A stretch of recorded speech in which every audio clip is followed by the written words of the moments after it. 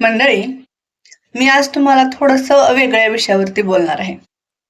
नेहमी आपण काहीतरी चांगल्या गोष्टी शिकत असतो, स्वतःमध्ये काहीतरी इम्प्रूव्हमेंट करण्याचा प्रयत्न करत असतो. पण ह्या वेळेस जरा मी वेगळ्या विषयावर बोलायचं असं ठरवलेलं आहे किंवा जे काही माझ्या पाहण्यात येतं त्याच्यावरून तुमच्यासोबत संवाद साधावा असं वाटलं म्हणून. तर त्याचा विषय असा काही खास म्हणता येणार नाही. तरीही हे नेहमी असंच का असतं? तर बघा काय झालं होतं, मी फारसं आमच्या गल्लीमध्ये बायकांमध्ये वगैरे जास्त बसत नाही. एके दिवशी आता मंदार लहान आहे त्याच्यामुळे त्याला बाहेर वगैरे फिरायला घेऊन जावं लागतं. जाता येतं एक 5-10 मिनिटं बसते. तेही कधीतरी म्हणजे आठवड्यातून फार तर 1 किंवा 2 वेळा. मग मी असंच एकदा मंदारला घेऊन गेले होते आणि बसले होते. मी फार तर 5 मिनिटाच्या वर बसतच नाही. 5 ते 10 मिनिटं बसले असेल. तिथं बसल्यानंतर एक बायकांचा ग्रुप होता. अगदी त्यांचा ग्रुप असा जीवाभावाचा.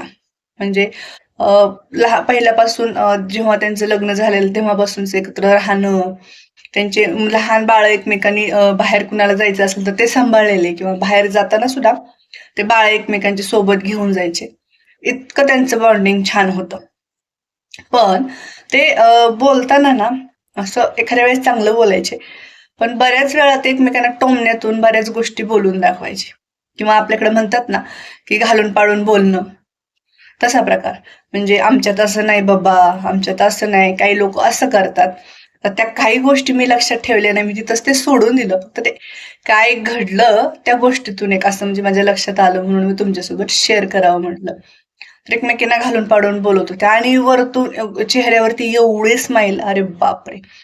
असं वाटत होतं की ह्यांच्यासारखं बॉन्डिंग कुणाचंच नाहीये. अगदी आता त्यांचं खूप वय झालेलं आहे. अगदी लग्न झाल्यापासून बरेच दिवस ते एकत्र राहिलेले आहेत. लहान मुलांना एकमेकांच्या सांभाळलेलं आहे. एकत्र अनेक सण साजरे केलेले आहेत. अशा सगळ्या गोष्टी. तरीही ते एकमेकांना घालून पाडून बोलायचे.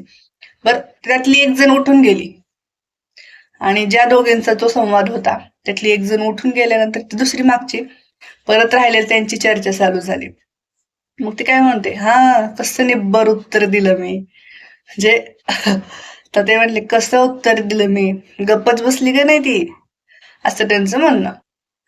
तर एखाद्याला घालून पाडून बोलणं, त्यांना कमीपणा दाखवणं किंवा त्यांना आपलं असं काही बोलणं, त्यांना निरुत्तर करणं. तर चांगल्या गोष्टींमध्ये निरुत्तर करणं त्या गोष्टी वेगळ्या. पण घालून पाडून बोलणं, एकमेकांची निंदा करणं, नावं ठेवणं किंवा एकमेकांना टोमणे देणं, ह्यात काय मोठा आनंद किंवा खूप मोठं काहीतरी केल्यासारखं असं वाटतं. मग मनात एक प्रश्न आला, की हे नेहमी असंच का असतं? बरं हे इथंच नाही, मी हे बऱ्याच ठिकाणी बघितलेलं आहे. म्हणजे माझ्या फ्रेंड सर्कलमध्ये जेव्हा होतं, आता सध्या तर माझं फ्रेंड सर्कल काहीच नाहीये. जेव्हा होतं तेव्हाही असं घडायचं किंवा माझ्या माहेरी किंवा नातेवाईकांमध्ये अगदी समोरासमोर बसून एकदम छान हसतात, खेळतात.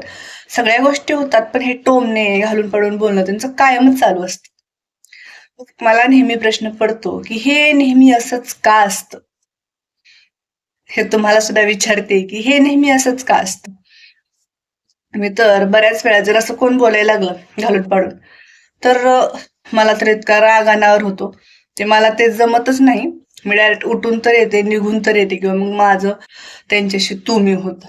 त्यांच्यासारखंच बोलणं मला काही जसं फार वेळा तर जमतच नाही आणि मी तसा कधी प्रयत्नही केलेला नाही.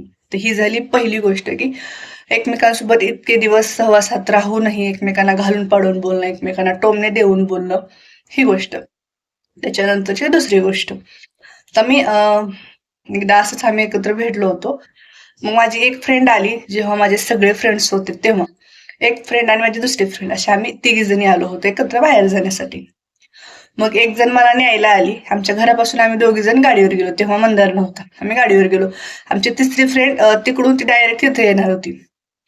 तिथे त्या दोघी एकमेकींशी एवढं छान बोलल्या, एवढं भारी बोलल्या. असं वाटलं की वाह! किती छान बॉन्डिंग आहे. फ्रेंड्स असावे तर अशा.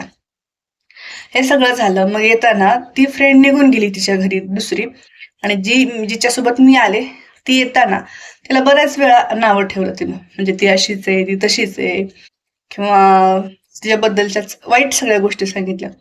भलेही तिच्यात अनेक चांगल्या गोष्टी सुद्धा असतील, पण तिने त्या चांगल्या गोष्टी सांगितल्या नाहीत. फक्त वाईट गोष्टी सांगत गेली. मग तोंडासमोर एकमेकांना गोड बोलता आणि मग पाठीमागे त्यांची निंदा करता, याला काहीच अर्थ उरत नाही. तेव्हाही मनात प्रश्न पडतो, हे नेहमी असंच का असतं? याचं उत्तर तुम्हाला माहित असेल तर नक्की कमेंटमध्ये सांगा.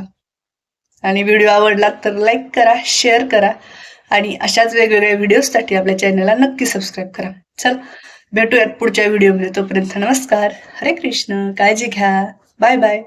भेटूयात पुन्हा अशाच एका छानशा व्हिडिओ सोबत. तोपर्यंत नमस्कार.